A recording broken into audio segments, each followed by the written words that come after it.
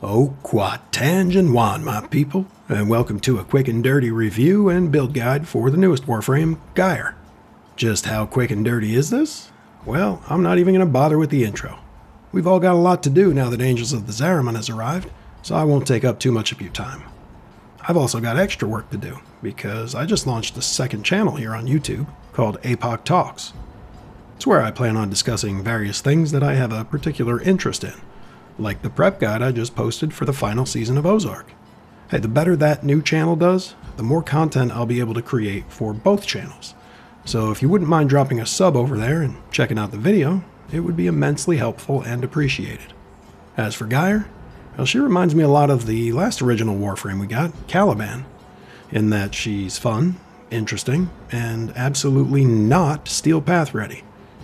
With Gyre, it's mostly due to the fact that her EHP is tied up in shields. I'm fine, I just threw up in my mouth a little bit. I know, right? At level 30, she only has 100 armor and 300 health to go with 525 shield points. But because shield gating is a thing, having high shields is actually a detriment, so her survivability is practically non-existent versus Steel Path enemies. What she does have is some mild CC, decent damage, and one of the best dodge roll animations in the game. She's an electricity-focused frame, which makes me wonder what Volt did to piss people off at DE. Now he knows how Hydroid feels about Ureli, am I right? Anyway, her passive grants an additional 10% crit chance to her abilities per electrical status affecting the enemy. And with 3 of her abilities causing electric procs, they're sure to stack up quickly. The first of those is Arc Sphere, which lets you toss a ball to a location which deals ticks of electric damage in a small radius around the sphere. Her 2, Coil Horizon, is another ability that launches a ball to an area, but this one implodes after a few seconds, pulling nearby enemies to its location and dealing more electric damage. Cathode Grace is her 3rd ability, and grants a short window of crit chance and energy regen. The ability has a 60-second cooldown, which starts when it's cast, but its duration increases 3 seconds for each enemy killed baseline. So some quick maths tells me 20 kills would result in Cathode Grace lasting for as long as its cooldown.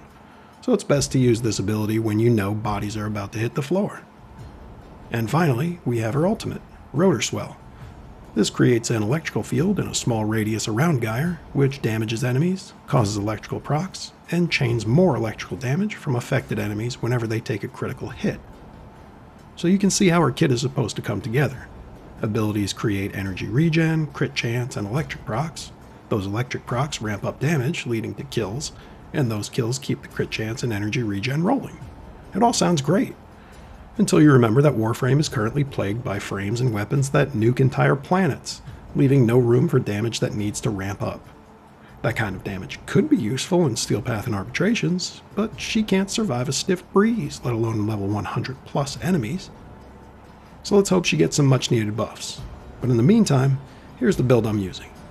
Since she's so fragile, I'm rolling Prime Sure-Footed in the Exilus slot, but Handspring works well too. Adaptation should be plenty to survive the level of content Gyre is viable in, so the rest of the build can go towards duration, range, and strength. Arcane Aegis helps rebuild shields and reset shield gating, and I'm using Arcane Fury because I think she excels as a melee frame, given the low range of her 4th ability.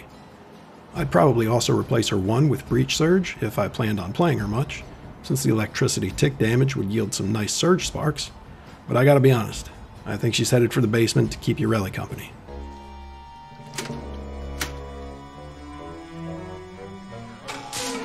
Oh, I forgot. Electricity and water don't mix. My bad. Hey, just a reminder that I've got that new channel, and I would truly appreciate your support getting it off and running. If you plan on watching the final season of Ozark, I think you'll find my prep guide quite helpful and insightful. If you won't be watching it, well, just subscribe to the channel anyway. I'm sure I'll have something you're interested in very soon. And also, what's wrong with you? Ozark is a fantastic show. Shame on you.